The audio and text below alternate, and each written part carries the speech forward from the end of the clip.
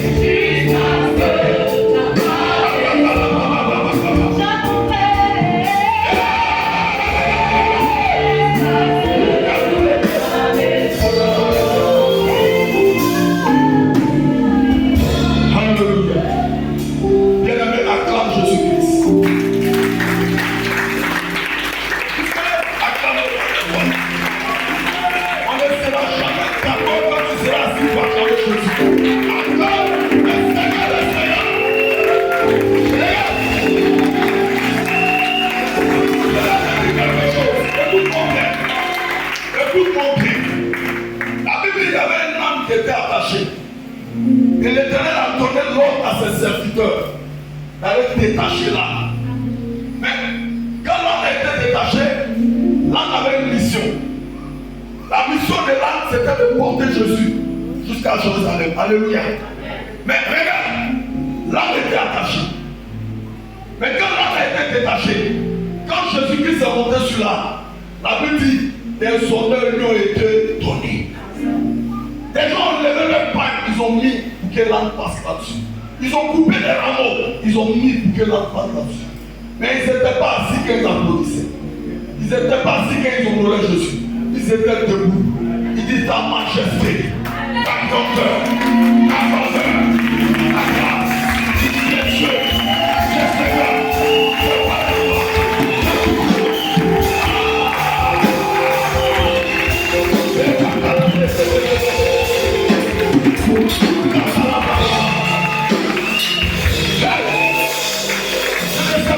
Ce matin, j'ai une paix intérieure. Alléluia. J'ai une paix intérieure et je communique cette paix avec toi. Depuis pratiquement, vous pouvez vous asseoir. Depuis pratiquement des jours que nous traitons éternel. Alléluia. Le grand thème traité, c'est le repositionnement dans le divin. Et le message que je prêchais tout à l'heure, j'ai eu à le prêcher le vendredi. J'étais en train de travailler sur un autre message. Le Seigneur me dit, prêche cela. Parce que tu n'étais pas là vendredi, tu dois entendre ça. Alléluia. Alléluia. Sinon mon orientation c'était sur la destinée. Mais le Seigneur m'a dit, prêche là-dessus. Alléluia. Et aujourd'hui, je suis venu dire à quelqu'un. Des gens convoitent ta position. Alléluia. Regarde, souvent tu es là quand tu marches, tu penses que tu ne vaux à rien. Souvent quand tu es là, tu penses que tu ne sais à rien. Laisse-moi te dire, si Dieu permet que tu sois encore vivant, c'est parce que tu es très important. Alléluia. Je disais à mon ami ce matin, si tu ne te valorises pas, ce n'est pas quelqu'un qui va te valoriser. Alléluia. Ce n'est pas de l'orgueil. Quand tu es un enfant de Dieu, il faut te donner de la valeur. Parce qu'il y a eu des positions que Dieu nous a données, et par notre manière de faire, nous avons quitté cette position. Alléluia. Dieu te met en hauteur et toi tu es dans la bassesse. Dieu te met à une dimension et toi tu te négliges. Tu te négliges par ton parler. Tu te crées un complexe d'infériorité. On te dit, ah, grand homme, tu dis non, c'est vous qui êtes grand. Grande dame, c'est vous qui êtes grand. Puissant homme. Mais quand ces gens-là te donnent, c'est adjectifs qualificatifs. En réalité, ils ont reçu l'information depuis les cieux. Quelqu'un ne peut pas parler pour parler. La Bible dit, c'est de l'abondance du cœur que la bouche parle. Beaucoup de personnes sincères t'ont dit tu es un grand homme. Beaucoup de personnes sincères t'ont dit tu es une grande dame. Celles ces paroles dans ta vie et comporte-toi dans la grandeur. Celles ces paroles de ta vie rejette le complexe d'infériorité. Parce que quand Dieu t'a créé, il a pris le temps pour t'admirer. Dieu lui-même t'a admiré. Après la création, Dieu a fait quelque chose. Dieu a posé un acte qui m'a touché. Dieu a posé un acte qui a bouleversé mon esprit. Dieu dit, ah, tout est parfait. Dieu t'a créé dans la perfection. Donc ce matin, je suis venu dire à quelqu'un qui a laissé son lit, qui a laissé sa maison, tu n'es pas un homme qui ne sert à rien, mais tu es un homme, un pion important pour l'Éternel. Je pense que si tu as compris cette parole, et pour toi, tu vas bien acclamer. Tu vas bien acclamer. Tu vas bien acclamer. Tu vas bien acclamer. Tu vas bien acclamer. La parole est pour toi. Ne te néglige pas. Acclame bien. Acclame bien. Acclame bien. Acclame bien. Acclame bien.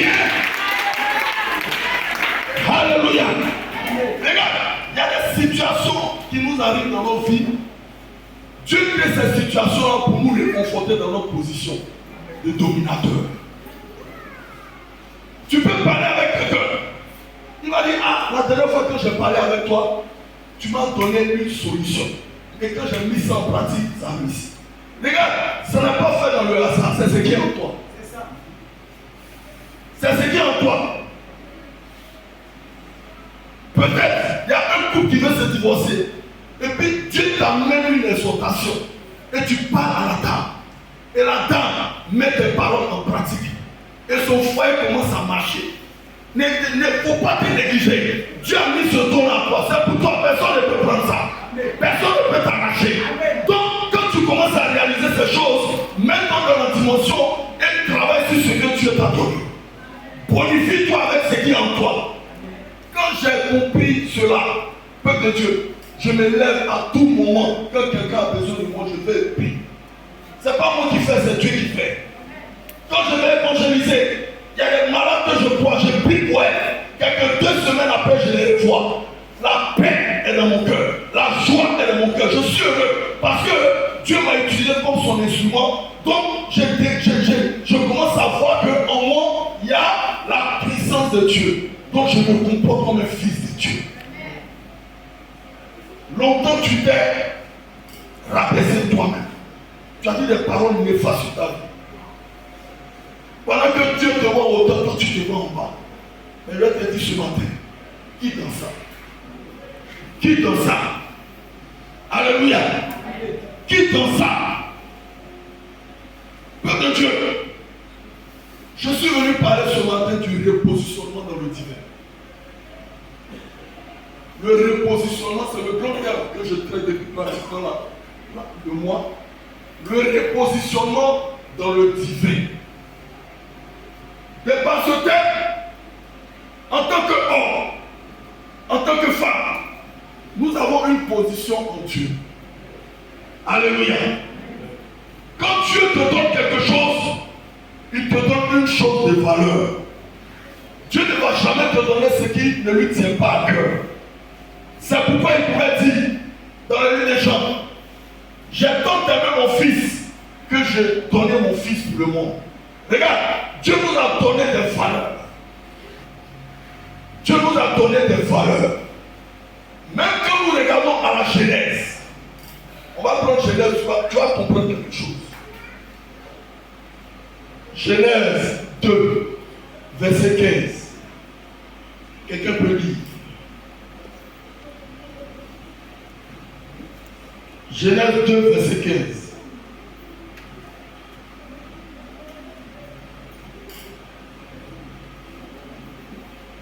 L'éternel Dieu prit l'homme et le plaça dans le jardin d'Éden pour le cultiver et pour le garder. Acclame le Seigneur pour cette parole. Mais quand je méditais sur cette parole, l'Éternel il a ouvert mon esprit sur quelque chose. La Bible dit à la création, quand le monde a été créé, il y avait du tohu bohu. Alléluia. Il y avait du tohu bohu. Et la création s'est faite dans le tohu bohu. C'est quoi? La mer s'est faite dans le tohu bohu. Les poissons ont été faits dans le tohu bohu. Dieu a créé là où on ne pouvait pas penser qu'on peut avoir une création. Alléluia. Dieu a créé là où on ne peut pas penser qu'il peut avoir une création. Et c'est dans là où on ne s'attend pas à Dieu que Dieu t'a créé. Alléluia. C'est pourquoi je vais dire à quelqu'un, il y a quelque chose en toi. Partout où tu vas passer là, partout où tu vas te trouver là, c'est la grâce de Dieu. Cette grâce-là sera ta faveur. Là où on ne peut pas te recevoir, on ne peut pas recevoir les gens. Mais à cause de cette grâce qui est en toi, alléluia, qui est faite depuis la Genèse, bien aimé, on va t'approuver. Bien aimé, il y a une grâce en toi. Quand tu vas rentrer, on dit, ah, le monsieur il est très méchant, il ne reçoit pas les gens. Mais à cause de cette grâce-là, on va te recevoir. On va te recevoir. On ne te reçoit pas parce que tu es belle. On ne te reçoit pas parce que es intelligent. On ne te reçoit pas parce que tu es trop grand de terre. On te reçoit à cause de ce que l'Éternel a placé en toi. On te reconnaît à cause de ce que l'Éternel a placé en toi. Alléluia. La Bible dit, dans le Tohu, il a créé toutes choses. Et quand il a fini de créer, il y a quelque chose qui manquait. Ce qui manquait, c'était toi et moi. J'ai compris par là que Dieu a disposé toutes ces choses-là pour notre épanouissement. Dieu a disposé toutes ces choses, l'eau, la terre, les minéraux, toutes ces choses-là pour notre propre confort.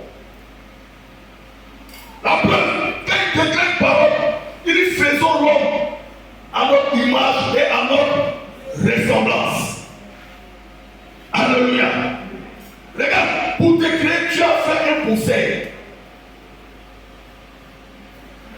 Dans le conseil, il y a des idées qui sont présentées.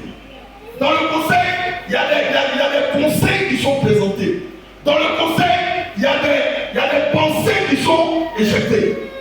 Pour te créer là, Dieu a fait un conseil. C'est-à-dire avant de te créer, il a dit, moi j'aimerais qu'on place ici le bras. J'aimerais ici qu'on place la tête. J'aimerais ici nos pieds. Au fait, j'aimerais qu'on place les soucis. J'aimerais qu'on place les yeux. Oh non, ici, avec ses yeux sur le peuple. Place un peu pied. Regarde, pour te créer là, regarde ce que Dieu a montré les yeux. Parce qu'il t'aime. Alléluia. Parce qu'il t'aime. Quand tu finis de te créer, il fait une déclaration. Il est satisfait. Il est heureux. Il voit un travail accompli. Il est très content. Et quand il finit de te créer, regardez ce qu'il dit. Il dit maintenant je peux me reposer, tout est parfait. Donc, en nous, il y a la perfection de Dieu. En nous, il y a la perfection de Dieu. Tant que tu vas vivre l'imperfection, ce n'est pas la volonté de Dieu. L'imperfection que tu es en train de vivre, bien aimé, c'est quelque chose qui s'est passé dans ta vie. Tu as peut-être eu une désobéissance. Tu as peut-être mangé un interdit. Tu as peut-être fait des choses qui ne sont pas bonnes. Mais l'Éternel dit, reviens à lui. Reviens à lui. Quand tu as fait de créer toutes choses, il était heureux, il était content. Il a approuvé la création. Et après, ça va approuver la création. Il te donne une fonction. Il te donne un travail. La Bible dit, avant de te donner le travail, après la création, il t'a porté. Il t'a soulevé. Et puis il allait te mettre dans un jardin. Tu n'es pas né dans un jardin. Tu es né dans le Tohu. Et Dieu te prend pour t'envoyer dans le jardin. Bien aimé, dans ma vie, il y a eu du Tohu. Moi j'étais dans les bars, j'étais dans les maquis. C'était le Tohu pour ma vie. Mais Dieu m'a enlevé dans le Tohu. Dieu m'a enlevé dans les maquis.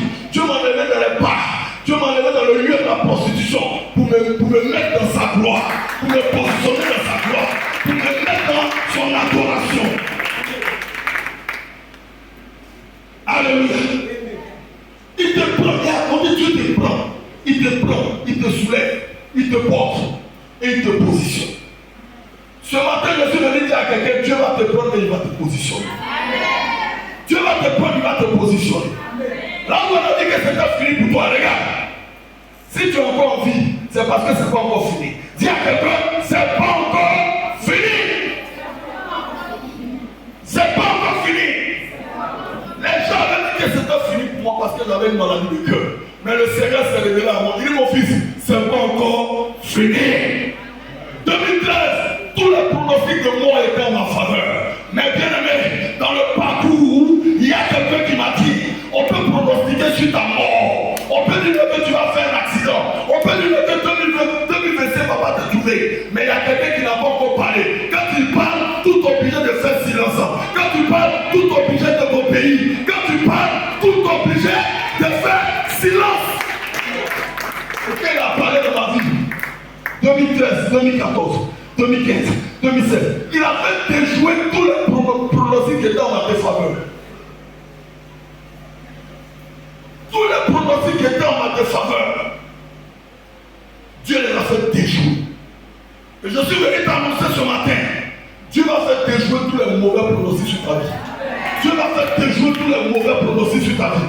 Là où on a dit que tu ne vaux rien, bien aimé, Dieu va te rendre excellent, excellent, excellent, excellent, excellent, excellent, excellent, excellent, excellent, excellent.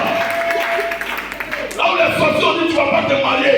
Ah, Dieu te réserve le plus grand mariage de cette église. Dieu te réserve le plus grand mariage de cette église. Dieu te réserve le plus grand mariage de cette église. Dieu te réserve le plus grand mariage de cette église. Alléluia. Dieu prend Adam et le positionne dans le jardin. Le jardin, bien aimé, c'était pour que Adam puisse s'épanouir. Mais dans l'épanouissement d'Adam, Dieu lui donne un pouvoir. Alléluia. Le pouvoir que Dieu lui donne, Dieu lui dit nomme les animaux, nomme telle chose, nomme telle chose. Et Adam est rentré dans cette dimension. Pourquoi? Parce que Dieu lui a légué le pouvoir. Alléluia. Et ce matin, je suis venu dire à quelqu'un, il y a un pouvoir en toi. Il y a une puissance en toi. Si tu ne te lèves pas, tu ne peux pas voir. Mais ceux qui verront, c'est ceux qui se lèveront. Ceux qui verront, c'est ceux qui vont se lever. Ceux qui verront, c'est ceux qui seront résolus. Ils vont dire, assez, c'est assez. Maintenant, je vais vivre les promesses de mon Dieu. Je vais vivre les promesses de mon Dieu. Qu'est-ce que tu as dit dans ma vie? Qu'est-ce que tu as dit face à cette situation? Je viens t'annoncer, la situation peut venir, tes paroles peuvent venir. Ah, c'est pas parce que ces paroles-là sont là que c'est vrai. C'est pas parce que ces situations-là sont là que c'est vrai. Mais Dieu permet cela pour que tu puisses lever la tête dans les cieux. Tu puisses lever la tête dans les cieux et crier Père, Père, Père, viens à mon secours, aide-moi. Dieu me sent. Regarde. Même face à une situation, quand ton fils te dit mon papa peut payer ce chapeau-là, mon papa peut payer cette maison-là. Et ça, c'est la voiture de mon papa. En réalité, tu n'as pas la voiture. Mais l'enfant sait que tu as la capacité d'avoir ça. L'enfant ne regarde pas ton imperfection. L'enfant a été communiqué depuis le ciel que son papa est parfait. Son papa peut frapper tout le monde. Vous n'avez jamais vu ça? Quand tu frappes un enfant, il a appelé mon papa. Parce que l'enfant a la perfection. Dieu lui a communiqué ça. Donc, quand il voit son père comme quelqu'un de grand. Quand il voit son père, il voit son père comme quelqu'un de fort. Quand il voit son père, il voit comme quelqu'un. Son père comme quelqu'un. Aucun problème ne peut résister devant lui. Donc, dans le regard, ayons le regard d'un enfant envers ce Dieu. Dieu recherche ça. Quand tu vas commencer à tempérer dans cette émotion, regarde, il y a des choses même que tu ne vas pas prier. Ces choses-là vont commencer à venir à l'existence. Il y a des choses que tu ne vas même pas parler. Ton soupir seulement est une prière. Et les choses s'exécutent. Pourquoi? Parce que tu as compris ta dimension. Parce que tu as compris ta position. Et les choses qui sont en toi, bien aimées, vont commencer à sortir. Puisque Dieu t'a donné le pouvoir, toutes ces choses-là vont obéir à ta voix. Alléluia. Regardez, Dieu nous a créé pour que nous soyons autonomes. Dieu t'a créé pour que tu sois responsable. Dieu t'a créé pour ne pas que tu dépendes de quelqu'un. Dieu t'a créé pour que tu sois un homme de valeur. Dieu t'a pas créé pour que tu te rabaisses. Dieu t'a pas créé pour que tu vives la médiocrité. Dieu t'a pas créé pour que tu vives l'échec. Dieu t'a créé pour que tu vives la perfection. Dieu t'a enlevé dans le tohu-bohu pour te faire vivre dans la perfection. Tu ne vis pas encore dans la perfection parce que tu ne désires pas. Lorsque tu vas commencer à désirer, tu vivras la perfection. Lorsque tu vas commencer à mettre dans ton esprit que ce que je suis en train de vivre est une justice, tu vivras la justice. Jérémie fait le verset 11 est clair. Jérémie nous dit, Dieu dit, je connais le projet que je formais sur toi. Donc, nous tous qui sommes ici là, Dieu a formé le projet sur nous. Quel est le projet qui est différent du projet de Dieu? Si tu ne te lèves pas, tu verras tout ce projet-là te dominer. Rappelle le projet que tu as Dieu. Rappelle le projet qui parle dans ta défaveur que tu es un Dieu. Rappelle ça à ce projet. Dis à ce projet de mort, mon Dieu m'a dit je vivrai longtemps. Dis à ce projet d'accident, mon Dieu m'a dit il me protégera. Alléluia. Dis à ce projet d'infertilité, mon Dieu m'a dit je suis fertile. Je suis fertile. Regarde toutes ces paroles-là, Dieu nous a donné. C'est notre héritage, c'est notre partage.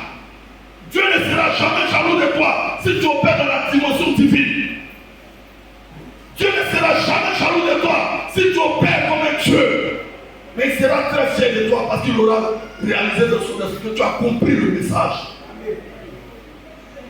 Il dit dans sa parole, je vous ai créé. Mais pourquoi vous êtes des dieux? Mais pourquoi vous mourrez comme des hommes? En réalité, quand Dieu te crée, il ne te crée pas pour que tu meurs. Dieu te crée pour que tu vives. Et que tu vives l'abondance. À chaque fois qu'une maladie viendra dans ton corps, rappelle à la maladie que toi, ce n'est pas ta place ici. Mon corps n'est pas ton corps. Mon corps est le temple de Dieu. Quand tu dis ça à la maladie a des oreilles. La maladie va t'entendre. Et la maladie va obtempérer. Parce que tu as résolu qu'encore il y a le pouvoir. Tu as résolu qu'encore il y a puissance. Et tu fais sortir cette puissance. Bien aimé, la maladie va catapulter. Yes! Alléluia. On vit certaines injustices parce qu'on a fermé la bouche. On vit des projets contraires au projet de Dieu parce qu'on s'est tué sur ce projet. Ce n'est pas la faute à Dieu. Si tu ne t'élèves pas, personne ne s'élèvera pour toi. Si tu as décidé d'accepter les faiblesses, si tu as décidé d'accepter l'échec, c'est l'échec que tu vas vivre. Regarde, bien aimé, en nous, il y a une valeur, en nous, il y a une puissance, en nous, il y a la gloire de Dieu. Il y a un commandant qui savait ces choses. J'ai lu ça dans un livre. On dit qu'il partait en guerre, en bateau. Il avait les militaires qui devaient combattre avec lui. Un général, il était au devant des atouts. Quand ils ont traversé, le bateau était là, pardon, la pirogue était là. Il a fait descendre tous. Il dit envoyez-moi du pétrole. On lui a envoyé du pétrole. Envoyez-moi une boîte à allumettes. Il a mis le pétrole sur la pirogue, les différents bateaux. Et il a mis le feu là-dedans. Et là, il a dit, vous savez pourquoi j'ai brûlé ces choses? Il dit, non, dis-nous. Parce que là où on va là, on ne va pas pour retourner, on va pour mourir au fond. On va pour se battre. Alléluia. On va pour se battre. Regarde, quand ils ont su dans leur esprit qu'il n'y a plus de bateau, ils sont obligés de se donner à fond dans le combat. Tu as compté sur ton père qui a tous les milliards. C'est à cause de ça que tu ne veux pas te lever. Regarde, le souffle de ton père peut te lever. Commence à te battre. Commence à rentrer dans la position de l'éternel. Commence à dire, c'est vrai mon père existe, mais je n'ai pas de père biologique. J'ai un père céleste. Le père biologique peut me tromper. Le père biologique peut me donner des promesses et il ne va pas les tenir. Mais je connais Dieu. Je connais Dieu. Quand il parle sur ma vie, les choses changent. Quand il parle sur ma vie, les choses changent. Quand il parle sur ma vie, je le comprends. Les choses changeront. Yes. Il a mis ça dans l'esprit des militaires. Et quand ils sont allés là-bas, parmi eux, personne n'est mort. Parce qu'il a fait sortir la rage qui était en eux. Il a fait sortir le courage qui était en eux. Bien aimé, il y a un courage en toi. Bien aimé, il y a des situations qui t'arrivent pour que le courage puisse sortir. Pour te dire, cette situation-là, je peux réussir. Je peux, comment on appelle ça même là, me déchirer pour que je puisse faire.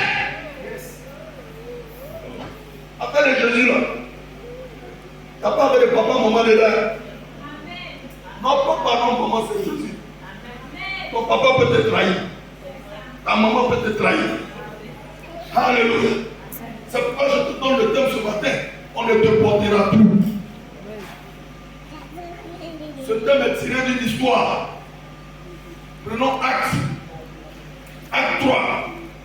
On va comprendre cette histoire. Je vais demander à quelqu'un de lire.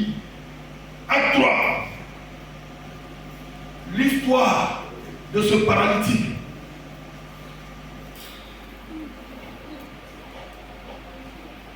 Écoutez cette partie. Vas-y, papa. Écoutons bien. À partir du verset 1.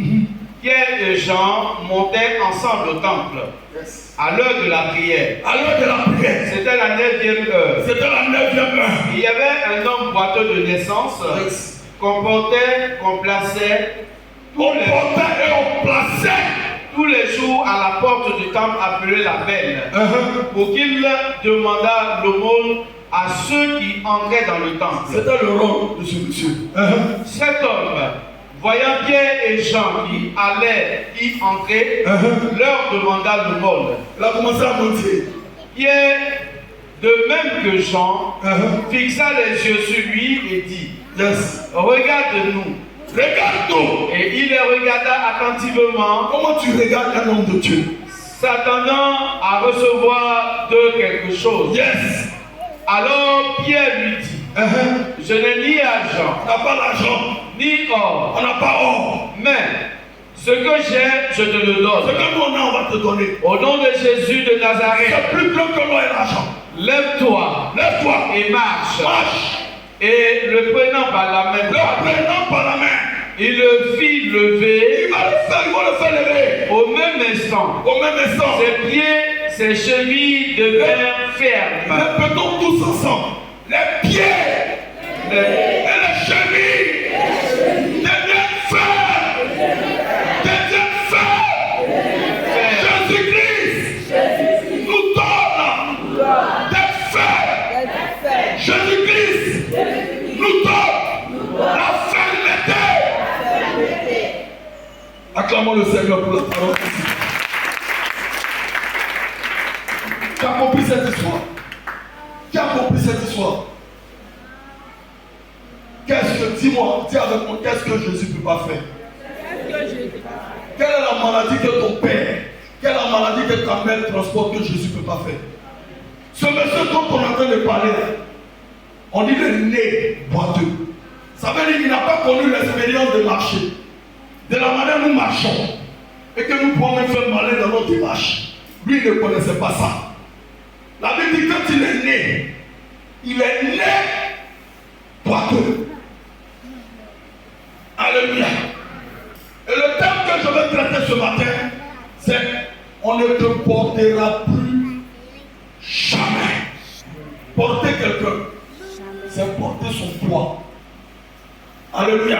Amen. Porter quelqu'un, c'est porter ses fardeaux. Porter quelqu'un, c'est porter sa vie. Regardez ce monsieur. La Bible dit, il a plus de 40 ans. C'est plus de 40 ans, peut-être c'est 42 ans, peut-être c'est 44 ans, peut-être c'est 49 ans. Mais la Bible dit, il ne sort pas de l'intervalle de 40 ans.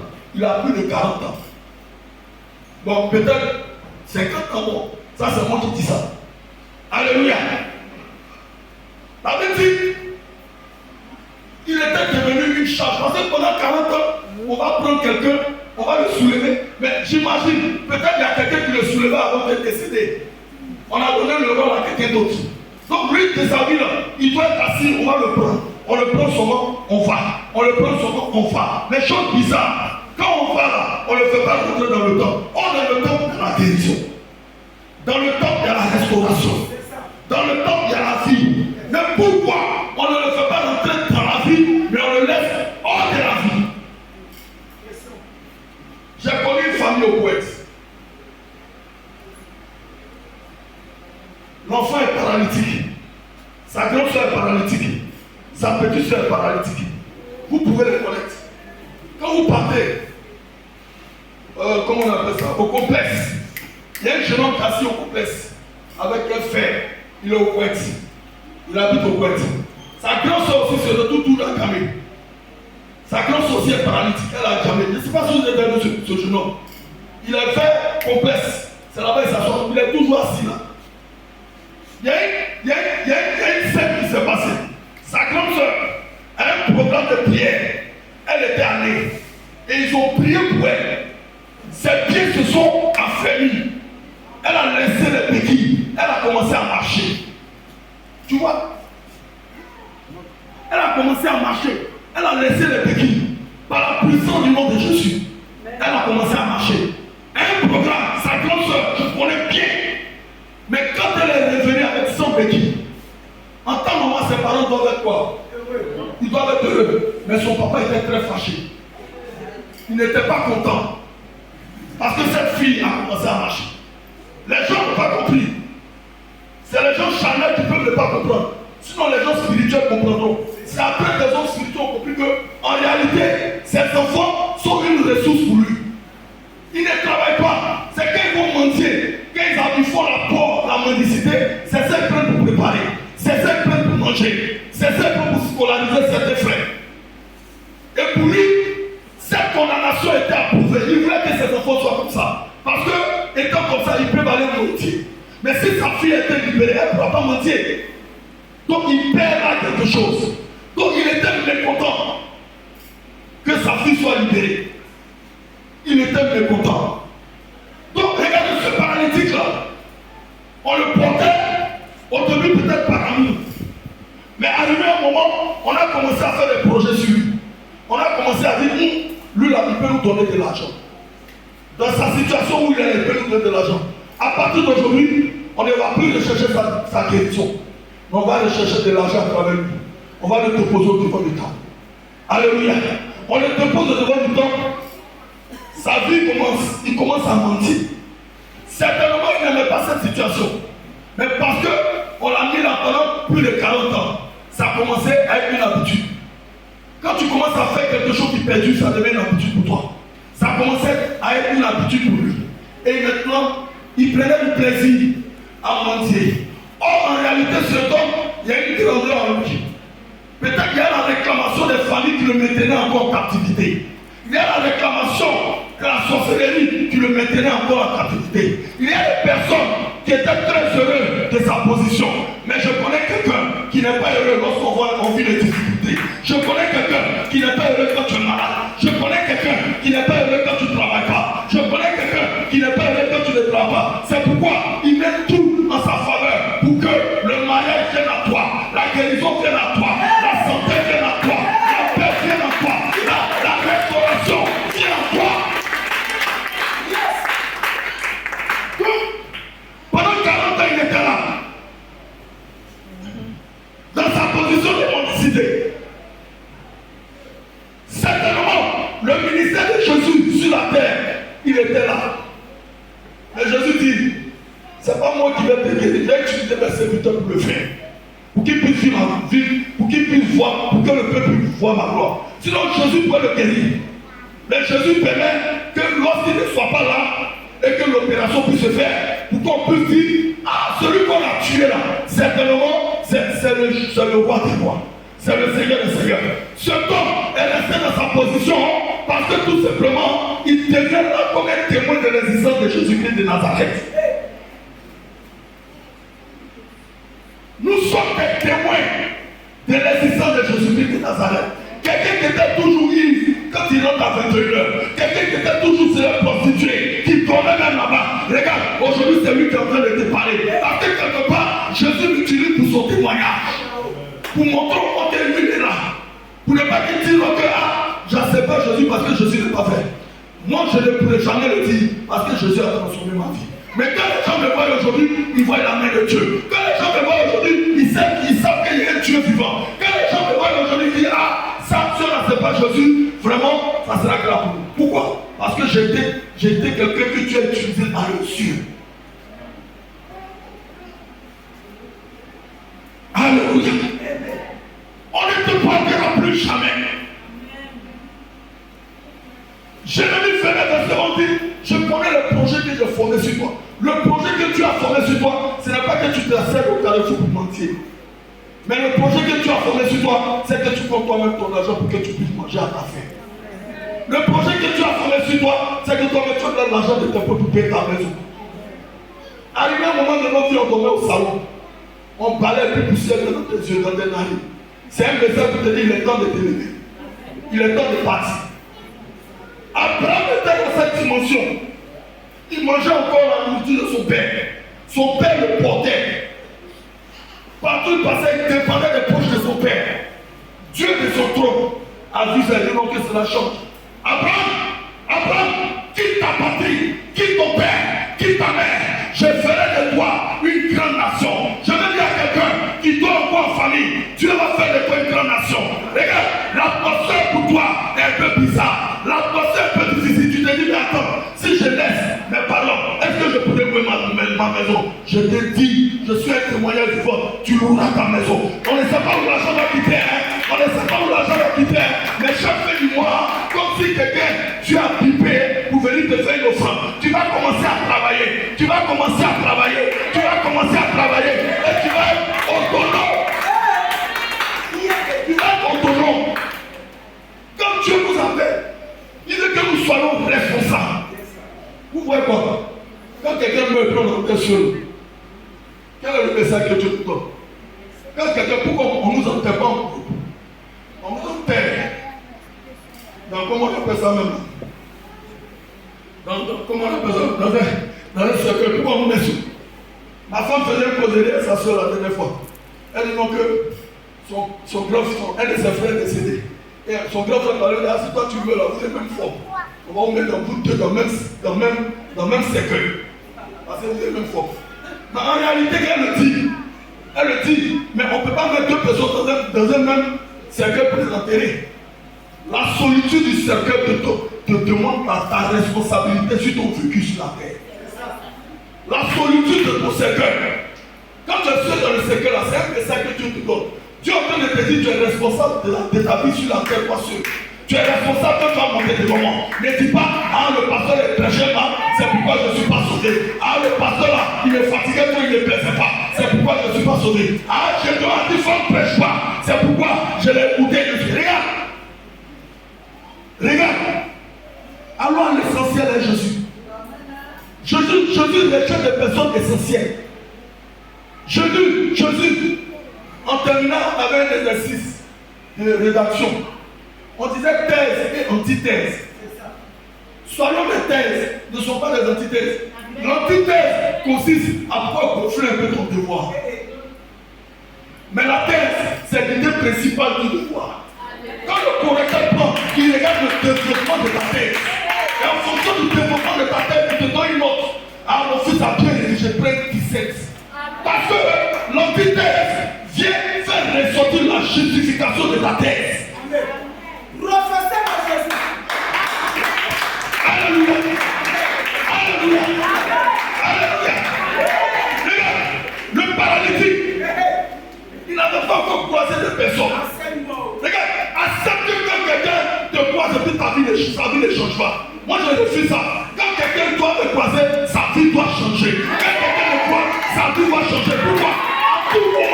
À tout moment, rends-toi disponible à Dieu. À tout moment, sois la solution idoine que l'Éternel veut. Pour le monde. Pour le monde. Il dit que je rejette les vrais adorateurs. Le vrai adorateur, ce n'est pas celui qu'on porte, c'est celui que Jésus a porté. Le vrai adorateur, ce n'est pas celui qui pleure sur sa vie, c'est celui que quand il fait monter encore son adoration. Le vrai adorateur, il n'attend pas de voir les coups dans les mains de Jésus pour dire le Seigneur. Le vrai adorateur, il attend de ne même pas voir les coups, mais de pouvoir proclamer que Jésus est Seigneur. Alléluia. Alléluia. Alléluia. Thomas, il voit Jésus. Et puis il dit, il a marché à Jésus.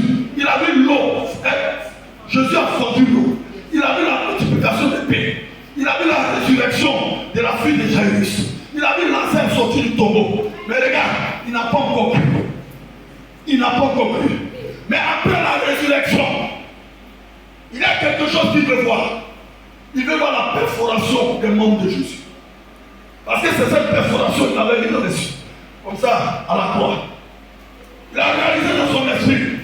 Si jamais il est Dieu, lorsque je le vois, il faut que je le vois tout dans ses mains.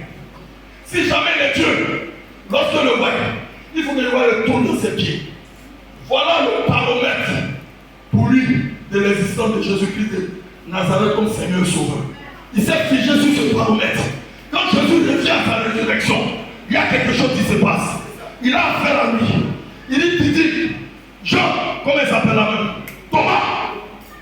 Thomas s'est approché. Jésus dit, touche le trou de mes mains. Parce que c'est ce qui était ton baromètre dans ton esprit. Il touche. Jésus dit, touche le trou de l'autre main. Parce que c'était son baromètre. Il touche. Regarde, selon ta dimension de foi, c'est comme ça que Dieu va travailler avec toi. C'était la dimension de foi de... Comment il s'appelle là maintenant? De Thomas.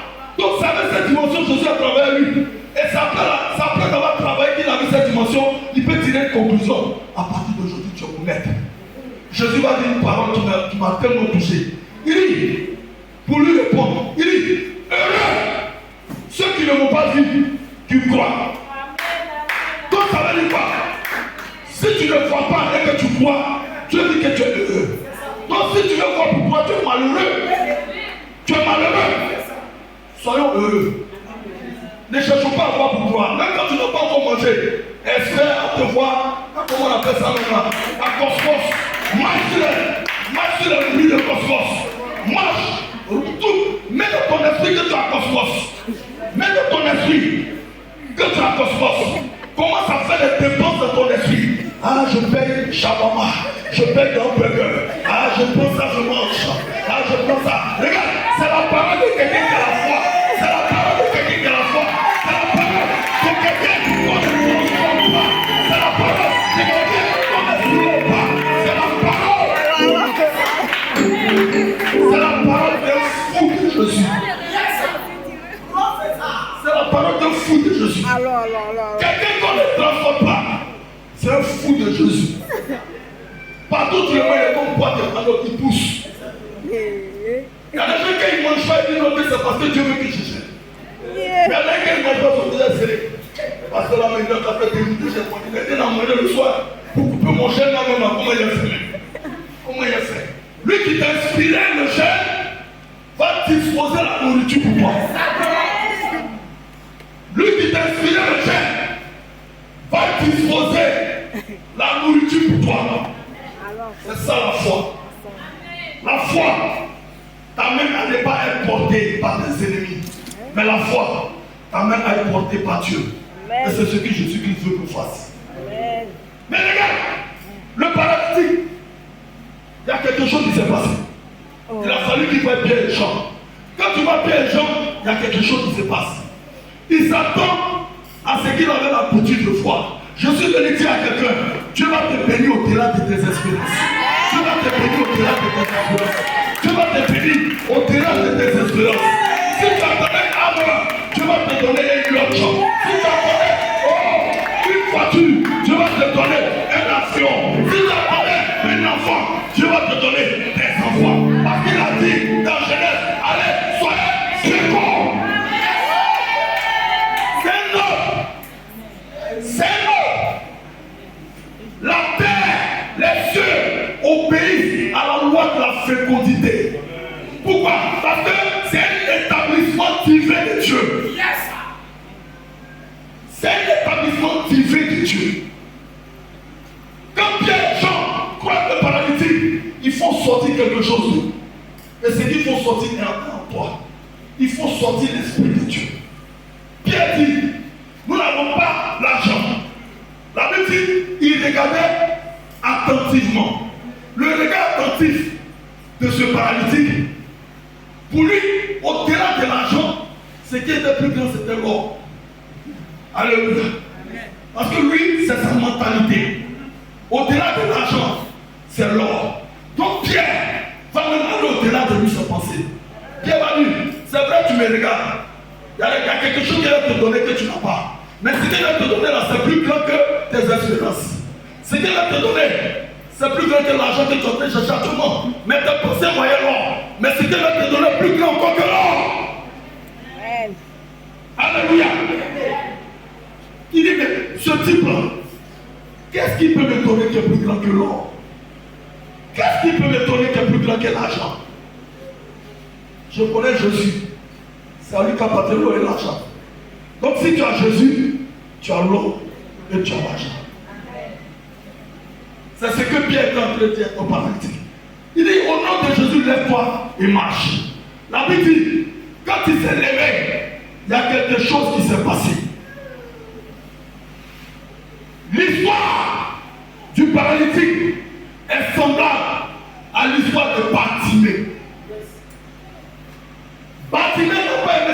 position de mendicité. Le paralytique qui a fait 40 ans n'a pas aussi du tout aimé sa position de mendicité. Pourquoi? Après la guérison, on ne les retrouve plus sur le lieu. S'ils étaient fanats d'argent, après la guérison, ils allaient encore rester là. Mais ils ne sont pas fanats d'argent. C'est parce que les gens leur imposaient une situation. La maladie est en train de t'imposer une situation. Ça cause un peu de porter. Je connais un papa, il était bien en forme au quartier. Quand il marche, tout le monde l'admirait. Bien beau, bien gaillard. Mais il a suffi un jour, AVC, paralysement. Maintenant, même pas à l'hôpital, il ne marchait plus lui seul du pas de bois avec Kaoka pour venir prendre son comment on appelle dans son baka, pharmacie poète. Maintenant, on le prend avec Kaoka, on le transporte jusqu'à la pharmacie poète. Il n'est plus libre de lui de ses mouvements. Quand on te porte, tu n'es plus libre de tes mouvements. Quand on te porte, tu deviens une charge pour ceux qui te portent. Mais je connais quelqu'un qui dit, laissez venir à moi tous ceux qui sont fatigués et chargés. Je leur donnerai du repos. Je leur donnerai du repos. Bien-aimé, tu n'as pas encore un repos parce que tu n'admets pas encore que tu es fatigué. Tu n'as pas encore un repos parce que tu n'admets pas que tu es fatigué. Quand tu vas admettre la fatigue, quand tu vas admettre que tu n'as plus la force, quand tu vas admettre tes faiblesses, tu verras la force venir. Cette force, c'est le jour à machine. Cette force, c'est le roi des rois. Cette force, c'est le Seigneur des seigneurs. Cette force, c'est le Dieu puissant. Il a dit quoi?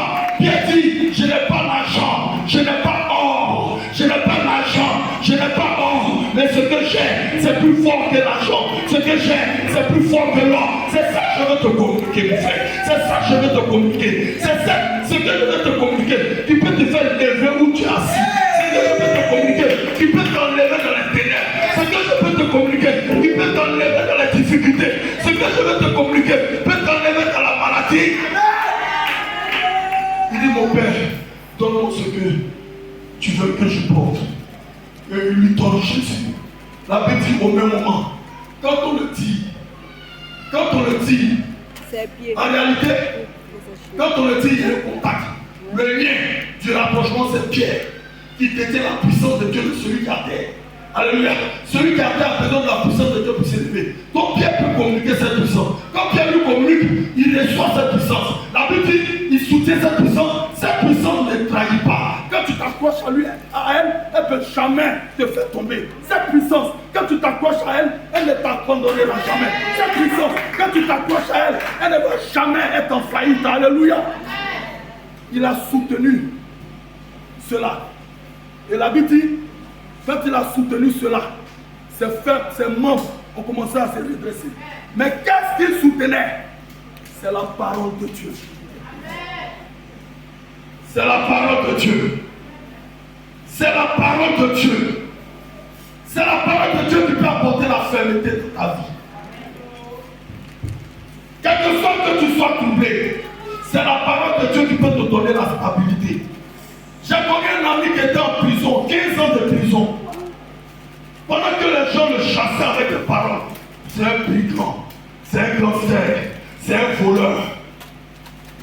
Dieu ne m'a pas donné cette parole d'accusation, mais Dieu a mis une parole qui va le briser.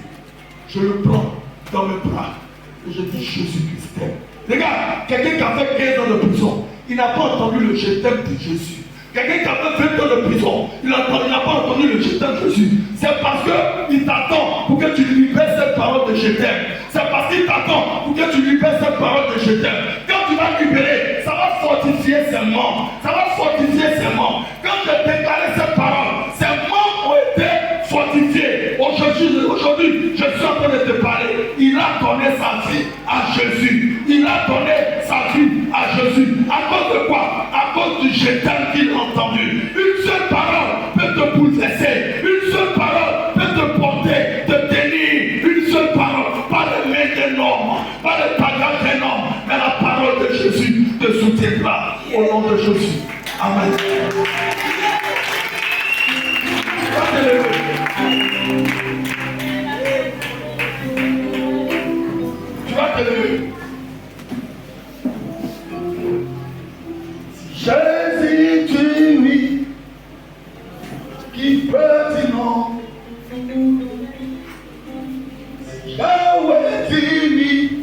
situation qui peut dire non.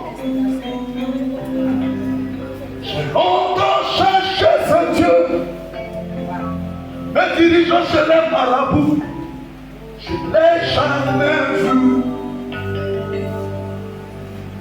J'ai longtemps cherché ce Dieu, dans les réconfort des quartiers de pierre, je ne l'ai jamais vu. Mais quand j'ai crié à lui, je lui ai dit, je suis fatigué.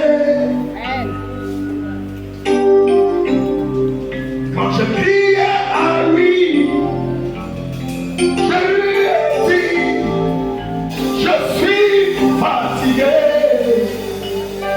Oh papa, je suis fatigué. Yahweh, je suis fatigué. Yahweh, je suis fatigué.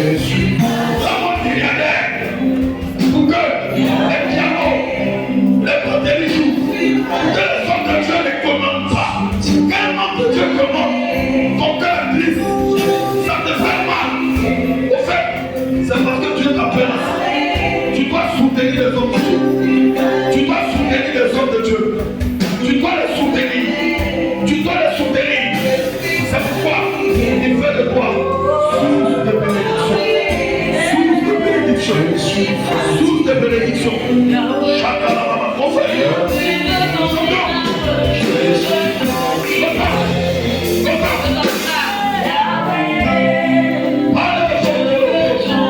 un homme de Dieu. C'est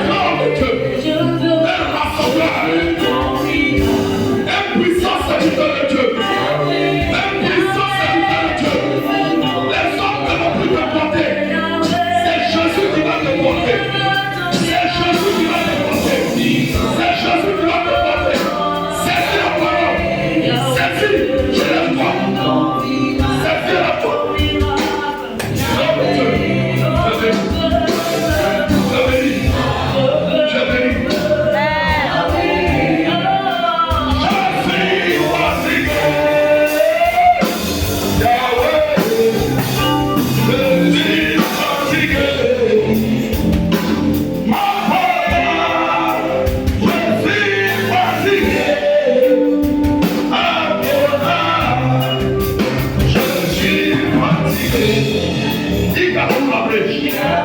Père Céleste, merci pour cette parole. Merci pour ton peuple. Et que cette parole ne soit pas en l'air, mais que cette parole trouve un cœur fertile. Que cette parole tombe dans ce cœur. Qu'à travers cette parole, des buissons, des arbres puissent naître. Au nom de Jésus. Amen. Acclamez. Alléluia. Alléluia. Le vendredi prochain, parce qu'on est dans les prières, est dans les puissances. Prends une enveloppe. Mets le sujet